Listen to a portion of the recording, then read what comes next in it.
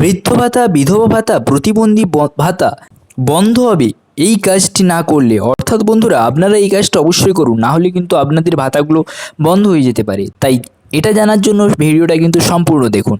তো আপনারা দেখতেই পাচ্ছেন প্রতি বছর বার্ধক্য ভাতার জন্য লাগবে লাইফ সার্টিফিকেট। জন্য আসছে নতুন দেশ জুড়ে বার্ধক্য ভাতার ব্যবস্থায় পরিবর্তন আনতে চলেছে কেন্দ্রীয় সরকার।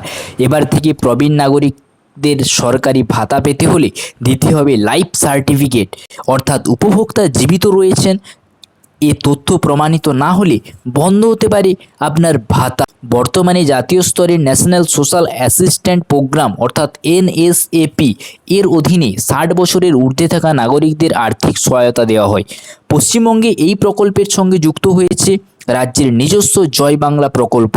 এখানে 60 থেকে 80 বছর বয়সীর জন্য প্রতি মাসে 1000 টাকা করে কিন্তু ভাতা দেওয়া হয়।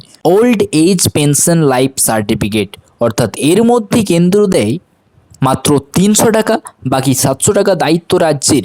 80 বছরের বেশি বয়সসীমাদের ক্ষেত্রে রাজ্য দেয় ভাতার অর্ধেকেরও বেশি অংশ। তথ্য অনুযায়ী রাজ্যে বার্ধক্য ভাতা প্রাপ্তবয়স্কদের সংখ্যা 1,50,000, রাজ্যে উপভোক্তার সংখ্যা 1 কোটিরও বেশি। কেন্দ্রীয় NSAP এর আওতায় অর্থাৎ NSPর আওতায় থাকা সমস্ত প্রবীণ নাগরিক যেন প্রতি বছর নিজ নিজ জীবন প্রমাণপত্র জমা দেন।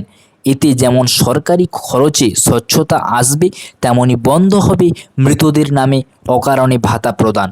নতুন এই ব্যবস্থার জন্য কেন্দ্র একটি বিশেষ অ্যাপ চালু দিচ্ছে, যাতে অনলাইন লাইফ সার্টিফিকেট জমা দেওয়া সম্ভব হয়।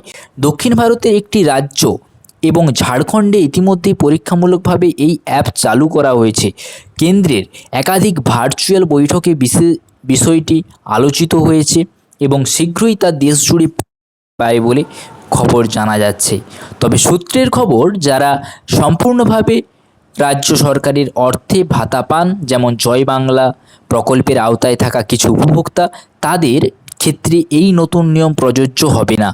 এই সিদ্ধান্ত ঘিরে বিতর্কও রয়েছে। প্রশাসনিক স্তরে একাংশ মনে করছেন প্রবীণ নাগরিকদের জন্য প্রতি বছর অনলাইনে লাইফ সার্টিফিকেট জমা দেওয়া যথেষ্ট কষ্টসাধ্য হতে পারে। অনেকেই পক্ষে ডিজিটাল পদ্ধতি বোঝা বা অ্যাপ ব্যবহার করা সম্ভব নাও হতে পারে।